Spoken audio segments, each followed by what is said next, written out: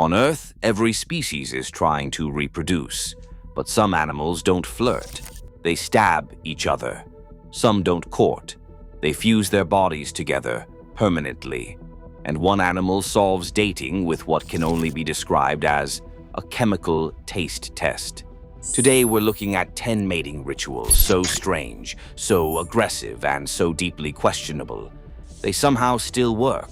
This is not romance. This is evolution, unsupervised. Today we are sharing with you 10 animals with deeply disturbing mating habits. Don't try these at the bar. But please warn me if you have tried any of this, so I can stay very, very far away from you. Coming in at number 10, we have the giraffe. Tall, elegant, graceful, and somehow still involved in one of the least romantic things ever attempted in nature. A female giraffe stands tall and still, calm as a statue, while the male moves in close beside her. When she urinates, the stream falls in a long drop to the ground simply because she is so incredibly tall. It is almost casual on her end. Just a giant animal, 15 feet in the air, releasing a stream while the male watches like this moment will decide the course of his entire day. He lowers his head toward the stream or the fresh spot on the ground and takes in a sample. Then he lifts his head, curls back his upper lip, and freezes with a strange, heavy-lidded expression, like he is processing deeply personal information he absolutely asked for. A warm puddle and a lip curl. Distressing. That look is called the Flehmen response. He is drawing scent molecules into a specialized organ that helps him detect reproductive hormones and figure out whether she is ovulating. This is less candlelit chemistry and more lab work with hooves. Disturbing, efficient, apparently romantic. Coming in at number 9, we have the garden snail. Slow, soft, moist, and somehow carrying concealed weapons. Two snails move toward each other with all the urgency of spilled honey. Everything about them suggests softness, slowness, and very low drama. Then the darts come out. Before mating, each snail positions itself close to the other and fires a sharp calcium spike, called a love dart, straight into the other's body. The dart does not carry sperm. It delivers mucus coated with chemicals that improve the shooter's odds of reproductive success. A stabbing, with bonus slime. Revolting. This is basically if a Jane Austen ballroom scene ended with somebody pulling a shiv. And after that, they continue with the mating process, as if this was a perfectly reasonable way to begin. Coming in at number 8, we have the bowerbird, which has somehow turned courtship into a home and garden television audition, followed by a nervous breakdown. Deep in the forest, a male bowerbird builds a structure out of sticks that looks part tunnel, part stage set, part tiny nervous breakdown. Then he starts decorating. He collects blue berries, blue flowers, blue feathers, bits of blue plastic, and bottle caps. Anything that fits the color scheme and suggests he has both taste and a lot of free time.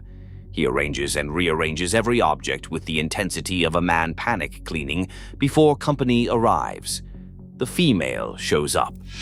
She inspects the construction, the placement, the aesthetic choices, the overall effort. No greeting, no warmth, just judgment. Relatable. The entire thing feels like a home and garden television reveal judged by a woman who has never once used the phrase, good effort, and the male, fully aware that his future hangs on her opinion of his decorative instincts, begins to dance. This is not courtship. This is an open house with sexual tension.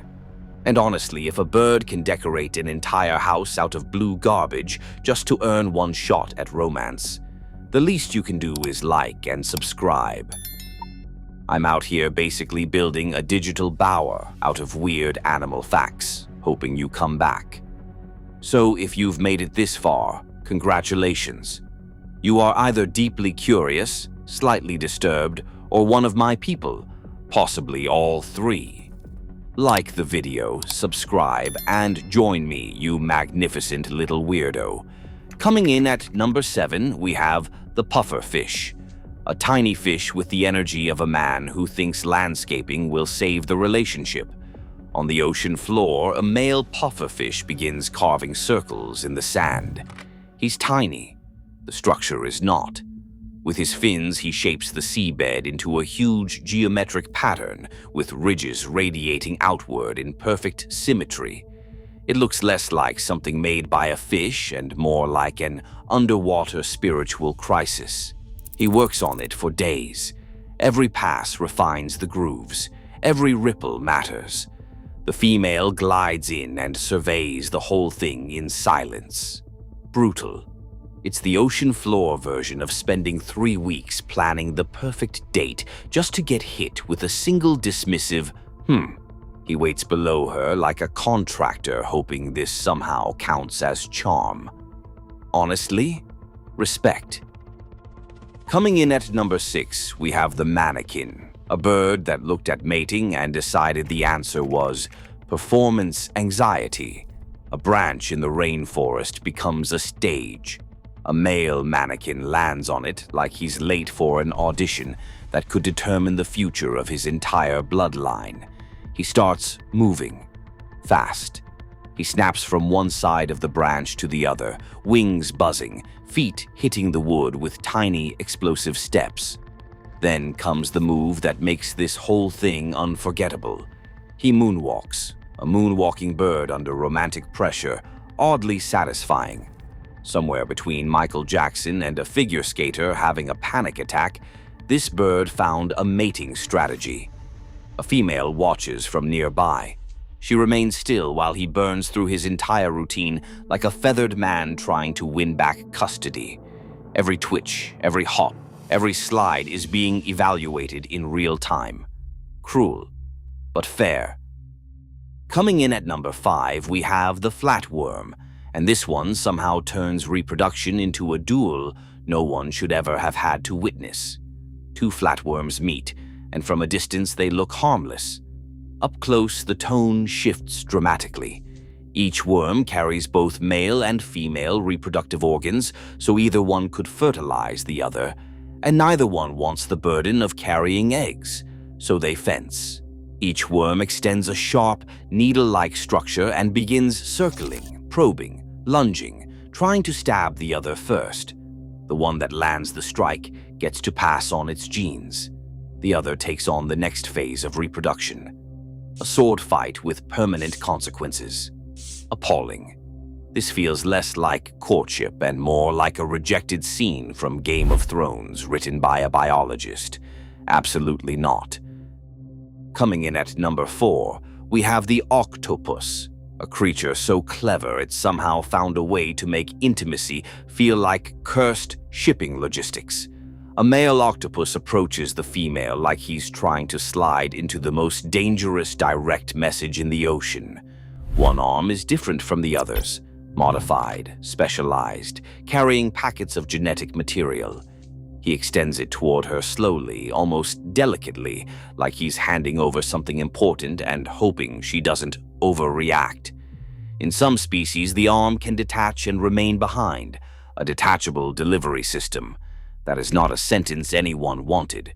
This is basically Amazon Prime, but cursed. So the image becomes unforgettable. A soft-bodied, intelligent animal sending one specially designated arm into the situation while the rest of him keeps a respectful distance. That is not intimacy. That is outsourcing. Coming in at number 3, we have the honeybee. A mating system so efficient it feels like a monarchy with a casualty rate. The queen rises into the air, surrounded by a cloud of pursuing males. The whole thing happens on the wing, high above the hive, in a fast-moving swarm of desperation. The drones chase her with total commitment, because this is their one shot. If they succeed, their genes move forward. They do not. Their bodies do not survive the experience. A fatal one-night stand at 30 feet. Grim. The queen, meanwhile, keeps flying and collecting what she needs like Beyoncé at a meet and greet with a body count. She returns with everything she needs while the drones fall away behind her. Majestic for her, catastrophic for them. Coming in at number 2, we have the praying mantis, a mating ritual with all the softness of a hostage situation. A female mantis waits in stillness, front legs folded, body angled like a blade. The male approaches with the careful energy of someone entering a room where he knows the odds are bad. If she allows him close enough, mating begins. And then, sometimes, lunch begins too. She may bite his head off during or after the process. A decapitation in the middle of intimacy. Terrifying. And somehow that is still not the strangest part. His body can continue the process anyway, because the neural circuitry for that action is controlled lower down.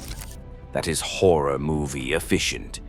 This feels like Gone Girl for insects, so the scene becomes almost too bizarre to process. A poised green predator calmly chewing. A body still trying to finish the assignment. Nature can be so tacky. And coming in at number 1, we have the anglerfish, the undisputed champion of deeply upsetting relationship dynamics. In the deep ocean, the female anglerfish drifts through darkness like a floating threat. She is large, armed with teeth, and glowing with a lure that turns the black water into baited silence. The male is tiny. When he finds her, he bites and stays attached. Over time, their tissues fuse. His circulation merges with hers. His organs begin to disappear. His eyes degenerate. His body shrinks down until what remains is essentially a permanent attachment that provides what she needs. Your situationship becoming a permanent organ. Deeply upsetting. This is less we're seeing each other and more a full hostile takeover. Sometimes she carries more than one. So the final image is this: a deep sea creature moving through total darkness with former partners absorbed into her body like biological accessories. This is not love. This is American Horror Story, Sea Wife. So if you enjoyed this deeply inappropriate tour through nature's worst decisions, like the video and subscribe.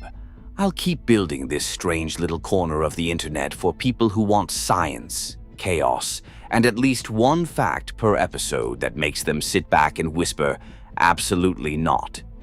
If that's you, welcome. You're among fellow weirdos now. And honestly, at this point, leaving would be suspicious.